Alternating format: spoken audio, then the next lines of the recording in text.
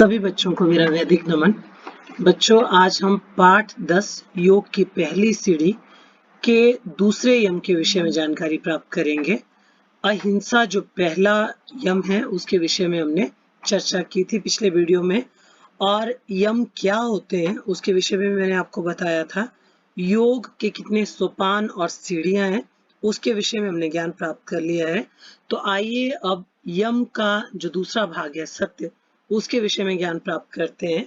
जैसा कुछ है, जैसा हमने सुना हो, जैसा देखा हो वैसा कह देना, जैसा अनुभव किया हो वैसा प्रकट कर देना, मतलब बता देना सामने, सत्य कहलाता है।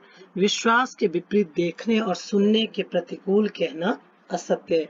इसका अभिप्राय क्या हुआ कि जो हम देखते हैं और सुनते हैं उसके प्रतिकूल अर्थात उसके विपरीत कहना असत्य कहलाता है। जैसा देखा और सुना गया हो वही सत्य कहलाता है और उसी प्रकार से हमें उसे बोलना चाहिए।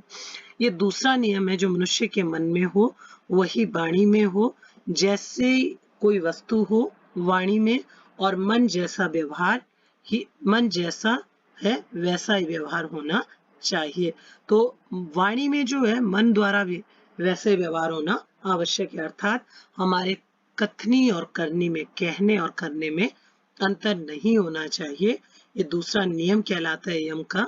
अब अगला जो हमारा है उसमें कहा गया है कि जैसा देखा या अनुभव किया गया हो और जैसा सुना गया हो वैसा ही कहना और मानना चाहिए, जिससे सब प्राणियों का उपकार हो। उपकार का अर्थ है भलाई हो, वह सत्य कहलाता है। तात्पर्य का अर्थ है, अभिप्राय यह है कि केवल सही बात कह देना ही सत्य नहीं है, अपितु ऐसी वाणी बोलो कि किसी के मन को दुख ना पहुंचे। अर्थात अगर हमें कोई सच्चाई ऐसी पता है जिस सच्चाई के विषय में हम जानते हैं और वो दूसरों को दुख पहुंचाती है, तो हमें अपनी वाणी के अनुसार उसको इस तरह से दूसरों के सामने प्रकट करना चाहिए कि वो किसी के मन को दुख ना दे और सत्य भी ना छूटे उस बात से। तो मनुस्मृति में ऐसा कहा गया है कि सत्यम ब्रूयात प्रियम ब्रूयात मां ब्रूयात त सत्यम प्रियम। अर्थात क्या मतलब हुआ इसका? सत्य बोलो, प्रिय बोलो, सत्य इस तरह ना बोलो जो अप्रिय हो, दूसरों को बुरा लगे। इसका अभिप्राय, इसका मतलब ये है कि सत्य को छिपाना नहीं है, पर सत्य को इस तरह से स्पष्ट करना है कि वो सच्चाई के अपने गुण को भी खत्म ना करे और जो सामने वाला है उसको बात बुरी भी ना लगे। महाभारत के अनुसार तो सत्य से बढ़कर और कोई धर्म नहीं तथा झूठ से बढ़कर और कोई पाप नहीं है, ये माना गया है। अब तीसरा जो यम का भाग है वो है असत्य। असत्य से अभिप्राय है, ये यम का तीसरा भाग है बच्चों, तीसरा यम है ये। असत्य चोरी को कहते हैं, चोरी करने को जो चोरी की जाती है उसको हम क्या कहते हैं? सत्य। और असत्य चोरी न करना, दूसरे की वस्तु को बिना उससे पूछे या बिना उसका मूल्य दिए ले लेना चोरी है। परंतु चोरी का यही एक रूप नहीं है, अन्य प्रकार की चोरियां भी संसार में प्रचलित है। हम किसी की चीज उसको बिना बताए जब ले लेते हैं तो हम उसको चोरी मानते हैं, चोरी की संज्ञा देते हैं। परंतु चोरी के विभिन्न रूप हैं। आइए देखते हैं कि चोरी क्या क्या कहलाती है। घटिया माल को बढ़िया बताकर बेचना, मिलावट करना, कम तोलना या नापना भी चोरी है, जिसको हम भ्रष्टाचार कहते हैं। वो भी चोरी का ही एक भाग है। जो निर्धारित काम से कम काम करता है या अपने काम को लगन से नहीं करता वो भी चोर है, अर्थात काम के प्रति उसकी ईमानदारी नहीं है, तब भी वो व्यक्ति चोर कहलाएगा। ये व्यक्तिगत व सामाजिक दोनों तरह से हानिकारक है, अर्थात व्यक्ति के लिए, अपने लिए भी हानिकारक है, वो बुरा कर रहा है, और वो समाज के लिए भी हितकारी नहीं है, इससे समाज का भला भी नहीं होगा। अन्याय से किसी की संपत्ति, राज्य, धन या अधिकार को छीन लेना चोरी कहलाता है। अन्याय का अर्थ जबरदस्ती है। गरीबों का रक्त चूसकर धन इकट्ठा करना, मजदूरों को कम मजदूरी देना, अपने लाभ के लिए अन्न के भंडार जमा करके समय देखकर कीमतें बढ़ाना, रिश्वत लेना, धन और दल बल के आधार पर जनता को दबाना। जैसा हम अपने समाज में देखते हैं कि राजनीतिक दल के जो नेता हैं वो ऐसा करते हैं। साथ में बड़े बड़े व्यापारी और भ्रष्टाचार में लिप्त जो व्यक्ति हैं वो क्या करते हैं, साधारण जनता की मजबूरी का फायदा उठाते हैं, उनसे काम लेते हैं और बदले में उन्हें कम वेतन देकर उनको दबाते हैं, उनके अधिकारों का हनन करते हैं। तो या देश के हितों का हनन करना सब चोरी है। उपयुक्त उपयुक्त मतलब जो ऊपर सब कुछ ये लिखा गया है चोरी के विषय में, सभी काम व्यक्ति को तो हानि पहुंचाते ही हैं, साथ ही सामाजिक उन्नति अर्थात विकास व सुख शांति में भी बाधक बनते हैं। अर्थात समाज में विकास नहीं होता और समाज की सुख शांति में भी इससे बाधा पहुंचती है।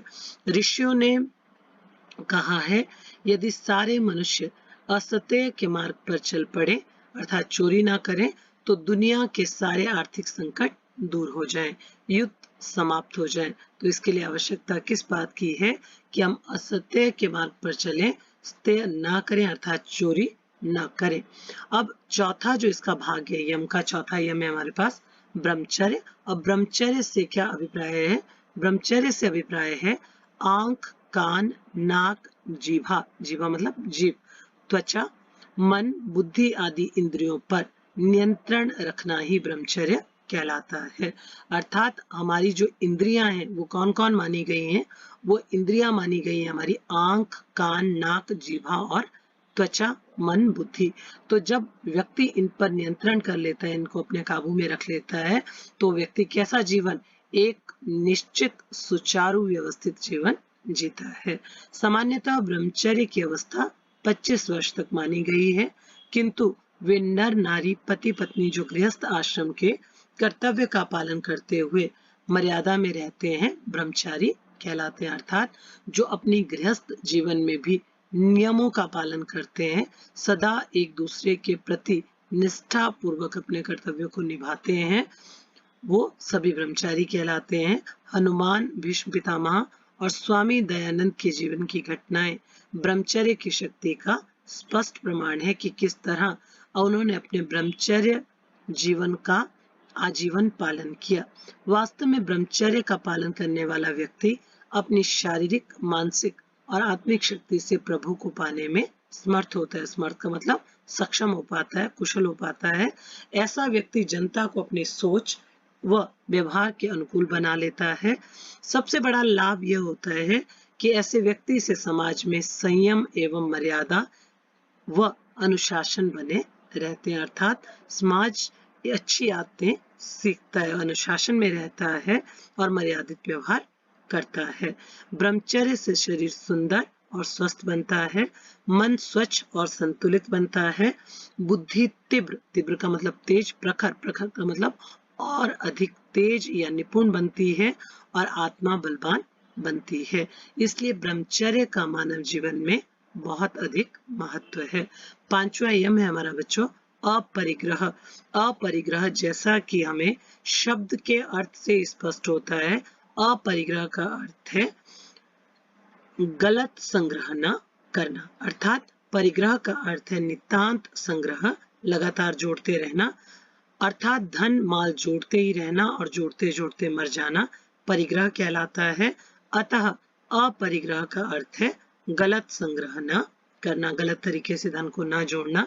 यदि हम सुख और शांति चाहते हैं तो हमें आवश्यकताओं से अधिक वस्तुओं का संग्रह होता है, इकट्ठा करना। हमारी आवश्यकताएं जितनी बढ़ेंगी उतनी समाज में अशांति फैलेगी। क्यों? क्योंकि हम उन आवश्यकताओं को पूरा करने के लिए गलत कार्य करने से भी पीछे नहीं हटेंगे, क्योंकि उन अनावश्यक आवश्यकताओं को पूरा करने के लिए हमें उल्टा सीधा धन भी इकट्ठा करना होगा। इस धन को प्राप्त करने के लिए हमें दूसरों से दुर्व्यवहार भी करना होगा, अर्थात बुरा व्यवहार भी करना होगा, क्योंकि जब हम अपनी आवश्यकता से अधिक बिना मेहनत के धन कमाना चाहेंगे तो ऐसा हमारा व्यवहार होना आवश्यक हो जाएगा समाज में। क्यों? क्योंकि अगर धन को अधिक मात्रा में इकट्ठा करना है तो इसके लिए हम क्या कर सकते हैं? एक तो हम मेहनत कर सकते हैं, परंतु अगर हम संक्षिप्त समय में, बहुत थोड़े समय में ज्यादा धन इकट्ठा करना चाहते हैं तो हमारे व्यवहार में दुर्व्यवहार भी आएगा ही। रिश्वतखोरी का जन्म इकट्ठा करने की भावना से ही हुआ। एक प्रत्यक्ष उदाहरण देते हुए यहाँ कहा गया है कि जो रिश्वतखोरी समाज में जो बुरी व्यवस्था जो आई, रिश्वतखोरी एक बुरी आदत जो पड़ी, उसका मुख्य कारण भी यही है कि व्यक्ति क्या करना चाहता है, अधिक से अधिक धन इकट्ठा करना चाहता है। आजकल दुनिया धन इकट्ठा करने के जाल में फंसी हुई है। उसके लिए वो गलत और सही किसी भी मार्ग को अपनाने से कभी भी पीछे नहीं हटती है। स्वयं दुखी है और दूसरों को दुख दे रही है। बड़े बड़े देश कमजोर देशों को पीड़ित कर रहे हैं, जिसका उदाहरण हम प्रत्यक्ष रूप से देख रहे हैं। एक ओर तो तन ढकने के लिए वस्त्र नहीं है और दूसरी ओर वस्त्रों का इतना भंडार है कि उसकी रक्षा के लिए चौकीदार रखने पड़ते हैं। एक व्यक्ति अपने मकानों, कोठियों और बंगलों का स्वामी है, तो दूसरे के पास सिर छिपाने, धूप पानी से बचने के लिए एक कुटिया भी नहीं है। इस तरह की स्थिति हम वर्तमान समाज में भी देखते हैं और प्राचीन समाज में भी, कि व्यक्ति अधिक से अधिक इकट्ठा करने में लगा हुआ है, जो उच्च वर्ग है, और जो निम्न वर्ग है उसके पास जो अपनी आवश्यक सुविधाएं हैं उनको पूरा करने का भी साधन नहीं है। एक और अन्न के गोदाम भरे पड़े हैं, तो दूसरी ओर अकाल पीड़ित लोग भूख से तड़पते हुए सड़कों पर मर रहे हैं। अतः दुखी संसार के रोगों की एकमात्र दवा अनुचित संग्रह न करने की भावना, जिसे दूसरे अर्थों में हम अपरिग्रह कह सकते हैं। अतः यम का अर्थ है वश में करना, अनुशासन और मर्यादा में रहना। वास्तव में ये पांचों यम व्रत कहलाते हैं और जो भी इनका पालन करता है वो मर्यादा पूर्वक अर्थात नियमों में जीता हुआ संसार का कल्याण करने वाला व्यक्ति होता है। मृत्यु के देवता को भी यम कहते हैं क्योंकि वो सबको शासन में रखता है। जैसा कि आप सभी जानते हैं कि व्यक्ति की मृत्यु कब निश्चित है, इसका निर्णय यम करता है। तो आजीवन जो यम है वो व्यक्ति को कैसे रखता है, अनुशासन में रखता है कि कब जन्म होगा ये उसका निश्चित है और कब मृत्यु होगी वो यम के द्वारा निश्चित है। यदि संसारी लोग इन 5 व्रतों का पालन करें तो दुनिया फिर सुख समृद्धि में स्थिर हो जाएगी, अर्थात चारों तरफ सुख और वैभव ही होगा। इससे अनेक समस्याओं का समाधान हो सकेगा जो हमारे समाज में फैली है। ये व्यक्तिगत व सामाजिक हितों के लिए भी आवश्यक है। तो आवश्यक है कि हम इसका पालन निरंतर करें और समाज में एक व्यवस्था, एक कल्याणकारी भावना को पैदा करने में अपनी महत्वपूर्ण भूमिका निभाएं। तो इस तरह जो ये 5 यम हमें दिए गए हैं ये जीवन के लिए बहुत आवश्यक है। आप अगर अभ्यास कार्य के प्रश्न देखें बच्चों, तो सभी अभ्यास कार्य के प्रश्न जो हैं वो स्पष्ट रूप से इस पाठ में दिए गए हैं। आपको पहला अभ्यास कार्य दिया गया है, उसका संक्षिप्त विवरण दे देती हूँ इस वीडियो के माध्यम से, कि योग के 8 अंगों के नाम लिखिए। जब हम योग की बात करते हैं तो जब हमने पिछला वीडियो किया था, आपको मैंने बताया था पिछला वीडियो, तो उसमें मैंने आपको स्पष्ट रूप में बताया है कि 8 जो हमसे क्या पूछे गए, 8 योग के नाम पूछे गए हैं। तो पेज नंबर 36 पर आपको 36 पर योग के 8 सोपान या सीढ़ियां जो हैं या 8 अंग जो हैं उसके 3 नाम दिए गए हैं। इस 8 अंगों को हमें स्पष्ट रूप से बताया गया है कि यम, नियम, आसन, प्राणायाम, प्रत्याहार, धारणा, ध्यान और समाधि, ये जो हमें 8 अंग बताए गए हैं ये योग के 8 अंग हैं। तो उसका उत्तर आपको यहीं से मिल जाएगा पेज नंबर 36 पे। जो हमारा दूसरा पैराग्राफ जहां से शुरू होता है, दूसरा गद्यांश, तो उसमें जो लाइन दी गई है कि यम, नियम, आसन, प्राणायाम, प्रत्याहार, धारणा और ध्यान तथा समाधि, ये 8 योग के नाम है। यम कितने हैं, प्रत्येक का नाम लिखकर उसका अर्थ बताइए। अब यम के विषय में भी आपको कहा गया है पेज नंबर 37 पर, पहले ही गद्यांश में है कि यम हमारे कितने हैं, 5 हैं। अहिंसा, सत्य, असत्य, ब्रह्मचर्य और अपरिग्रह।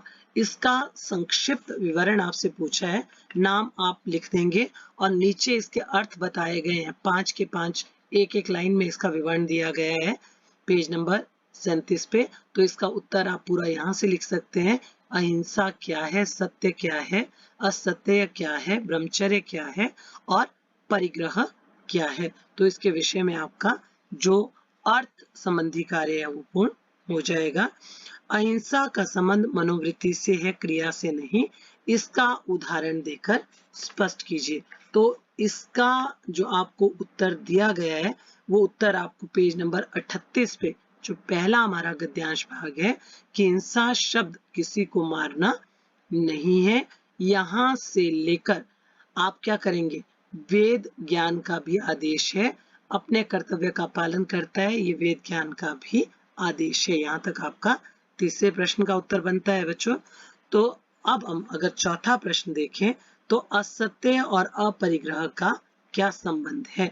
तो असत्य और अपरिग्रह के संबंध को जब हम स्पष्ट करेंगे, जैसा मैंने आपको बताया कि असत्य है क्या, तो असत्य की अगर हम परिभाषित रूप में इसको अगर जाने तो असत्य के ऊपर आएंगे हम। तो देखिए प्रश्न नंबर 4 का जो हमारा उत्तर बनेगा वो इसी में से बन जाएगा। जब हम असत्य कहेंगे, असत्य चोरी को कहते हैं। असत्य का अर्थ है चोरी ना करो, दूसरे की वस्तु को बिना उससे पूछे या बिना उसका मूल्य दिए लेना चोरी है। तो ये असत्य है, इसको लिखेंगे हम। दूसरा में पूछा गया है अपरिग्रह का क्या संबंध है। तो हम अपरिग्रह की परिभाषा को यहां से लिखेंगे कि अपरिग्रह होता क्या है। तो यहां हम लिखेंगे अतः अपरिग्रह का अर्थ है गलत संग्रह ना करना। तो इस तरह से जब हम संबंध को लिखेंगे तो दोनों में हम संबंध बताएंगे कि असत्य और अपरिग्रह का ये संबंध है कि असत्य किसको कहते हैं, चोरी न करना, और अपरिग्रह का अर्थ भी है गलत संग्रह न करना। जब हम असत्य का पालन करते हैं तो उसके साथ साथ हम अपरिग्रह का पालन भी करते हैं, दोनों एक दूसरे के पूरक हैं। अब ब्रह्मचर्य का क्या महत्व है। तो ब्रह्मचर्य का महत्व जो आपको बताया गया है कि सबसे पहले आप लिखेंगे ब्रह्मचर्य को, चौथा जो पॉइंट है हमारा उसमें हम चौथे पद्यांश पे आएंगे। ब्रह्मचर्य आंख, कान, नाक, जीभा, त्वचा, मन, बुद्धि आदि इंद्रियों पर नियंत्रण रखना ब्रह्मचर्य कहलाता है। इसकी अवस्था 25 वर्ष तक मानी गई है। इसके अलावा हम नीचे से देंगे इसका उत्तर अब कि ब्रह्मचर्य का पालन करने वाला व्यक्ति अपनी शारीरिक, मानसिक और आत्मिक शक्ति से प्रभु को पाने में समर्थ होता है। यहाँ से लेकर इससे बुद्धि तीव्र, प्रखर बनती है और आत्मा बलवान बनती है। इस तरह आपका प्रश्न नंबर 5 तक का जो अभ्यास कार्य है वो पूर्ण हो जाएगा बच्चों। ये मैंने आपको मौखिक रूप से इन प्रश्नों के उत्तर बता दिए हैं। इसके बाद लिखित रूप में हम क्या करेंगे, इन सभी प्रश्न उत्तरों को की चर्चा करेंगे वीडियो के माध्यम से। तो सभी बच्चों को इस बात का ज्ञान हो गया होगा कि जितने भी हमने ये 5 प्रश्न अभी डिस्कस किए वो इसी पाठ के जितने गद्यांश हैं उन्हीं के अंतर्गत दिए गए हैं। तो आप आसानी से क्या कर सकते हैं, इनको यहाँ से देखकर लिख सकते हैं। फिर भी अगर आपको आवश्यकता हो किसी प्रश्न के उत्तर की तो उसको हम अगले वीडियो में डिस्कस करेंगे उसके बारे में। तो सभी बच्चे सर्वप्रथम क्या करें, इस चैनल को सब्सक्राइब कर लें। पाठ की जो व्याख्या मैंने आपको बताई, कठिन शब्द जो बताए, उसको आपने क्या करना है, अपनी कॉपी पर लिखना है। पाठ को समझने के पश्चात जितने भी आपके अभ्यास कार्य संबंधी प्रश्न उत्तर हैं उसको पाठ में से पढ़कर स्वयं उसके उत्तर लिखने का अभ्यास करना है। इसी आशा के साथ कि सभी बच्चों को इस पाठ का जो विवरण मैंने दिया, जो व्याख्या समझाई, वो समझ में आ गई होगी। इसी के साथ मैं अपनी वाणी को विराम देती हूँ। धन्यवाद। सभी बच्चे अपने इस गृह कार्य को निष्ठा से पूरा करें।